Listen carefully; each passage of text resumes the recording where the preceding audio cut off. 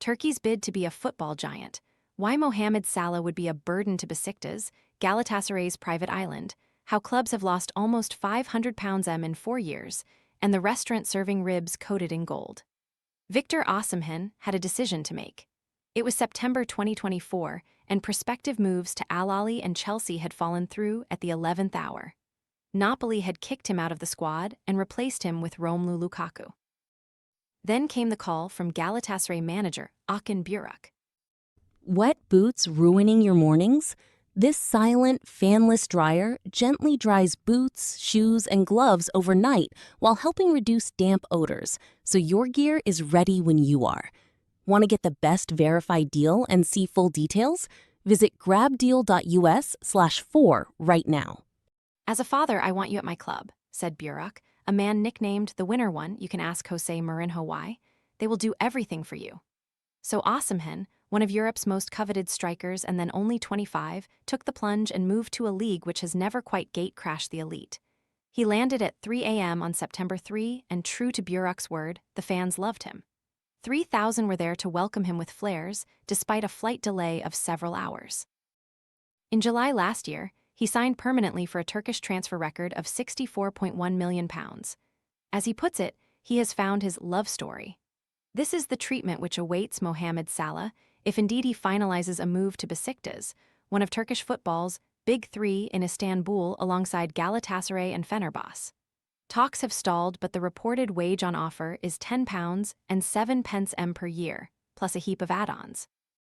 There is, it seems, a hitch over the shirt sales revenue Salah will be entitled to, as well as the commission his camp will get. His alternative destinations are in Saudi Arabia and the United States. Mohamed Salah could be on the move to Besiktas, but experts warn his financial demands would be a huge burden for the Turkish club. The lifestyle is a huge appeal. Former Manchester City goalkeeper Ederson is seen on a cruise down the Bosphorus Strait. Salt Bay's Nusret restaurant attracts the top stars. Lionel Messi and Paul Pogba once went there together. The Nusret restaurant will even coat your meat in gold for a premium price. Besiktas fans have limited patience. During Lindro Trossard's recent unveiling, they chanted Salah's name instead. But Ahmet Turgut, host of the Turkish football podcast, feels they should be careful what they wish for. The price is too much, it would hurt Besiktas.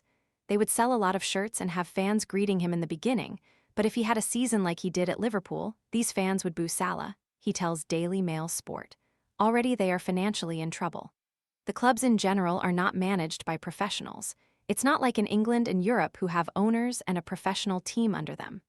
Every year, all three of them want to be champions, and that is causing them financial problems. These three clubs need to look in the mirror and change their habit of transferring all these players and the money going down the drain wasted. It is an increasingly frequent tale, marquee names going to Turkey, and not just for teeth and hair transplants. In the past 4 years, Turkish clubs have made a net loss of $444.51 million, a figure exceeded only by the Premier League, Saudi Pro League, and Saray Osimhen's weekly salary of around £300,000 is only bettered in the Premier League by Erling Haaland and Virgil van Dijk. Ederson, N'Golo Kant, Leroy Sane, Ilkay Gundogan, Lindro Trossard, and Mason Greenwood all call Istanbul home now. AC Milan's Rafael Leo, who is 27 and has had interest from Real Madrid, Liverpool, and both Manchester clubs, looks more likely to join. How are Turkey's top teams pulling this off? The attraction is that the league lives in a sweet spot. Rich, but not as brazenly so as the Gulf states, fiercely competitive, and with huge lifestyle benefits. For Salah, if he goes to Besiktas, a large part of the decision will be that he wants to do something special and write a nice last chapter to his career. If you go to Saudi, everyone knows you're there to cash in. You're not adding much value to your story, Kaan Bayezid, host of the Black Eagles podcast about Besiktas, tells Daily Mail Sport. Players are treated like kings in Turkey, and lavishly paid Victor Osimhen earns more than £300,000 per week at Galatasaray. Galatasaray have invested in part of a private island for their players to enjoy time in peace. Ex-Man City man Nathan Ake plays for Fenerbahce and enjoys time with his wife Kaylee. In Turkey, you have the potential to play in the Champions League and are playing in a top 10 European league. You have some of the biggest derbies in the world. There's a lot to like for a footballer. Istanbul is an even bigger city than London. There's so much luxury, hotels, dining opportunities. It's a great place for footballers to live, but you can't go to the supermarket without getting mobbed. Bayezid also sends a warning. The passion of the fans can definitely be a negative. If Salah goes to Turkey and doesn't do well, and he's spurning €12 million a year, then fans will turn toxic for sure.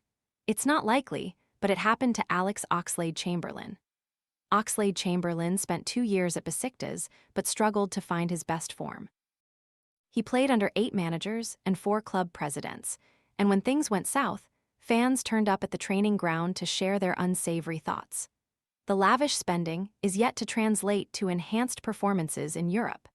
In the 21st century, Turkish clubs have only made it out of the Champions League group stages 4 times, and the last to reach the quarterfinals was Galatasaray in 2001. Besiktas were the most recent Turkish club to reach the Europa League quarters in 2016-17. Fenerbahce once reached the last 8 of the Conference League. It is an abysmal record given their potential, and it would be easy to say, therefore, that the money is the main draw. But the players themselves appear equally taken in by the special treatment they receive, as well as the sheer fervor of the fan bases. As Sane jetted in last summer, then aged 29, Galatasaray's live stream of his arrival in the city reached a peak audience of 3.2 million viewers. Thousands of supporters greeted him at the airport. His image was projected onto the 14th-century Galata Tower, and he wasn't even officially their player yet. When Jose Mourinho was at Fenerbahce, they put him up in the luxurious Four Seasons Hotel for 16 months and racked up a £656,000 bill.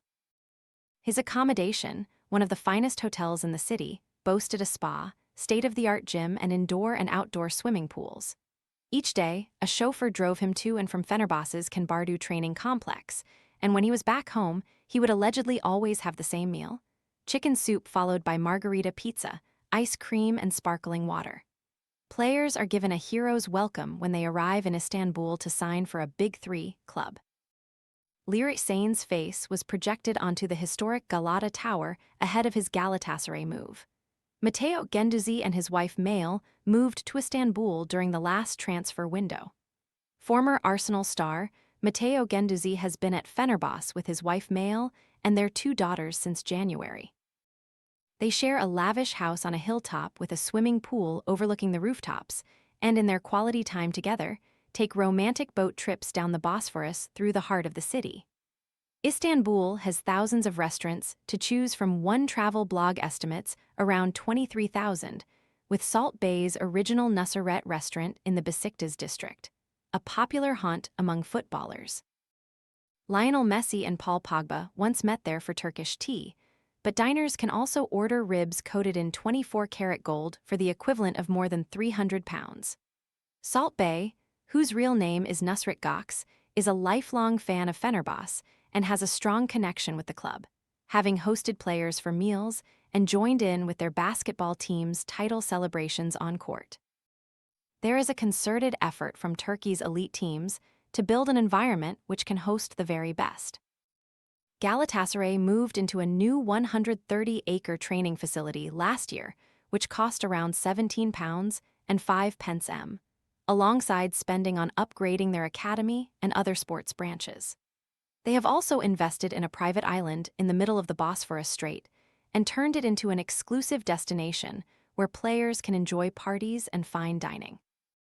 Besiktas moved into a fresh £86 m stadium a decade ago and are planning to build a new training ground near Istanbul Airport. They are currently saddled with debts of around £387 m, as per their latest announcement, but hope to erase that via investment in a state-backed real estate project. There is a feeling at Besiktas and Fenerbahce that they must play catch-up to Galatasaray, who have brought in enormous revenues from 4 consecutive title wins and Champions League campaigns each season.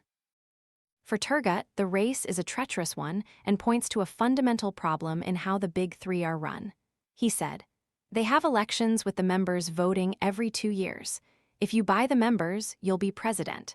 This system has to change, otherwise it will be the same thing with other clubs. We'll see the clubs go bankrupt or they'll get bought by some people.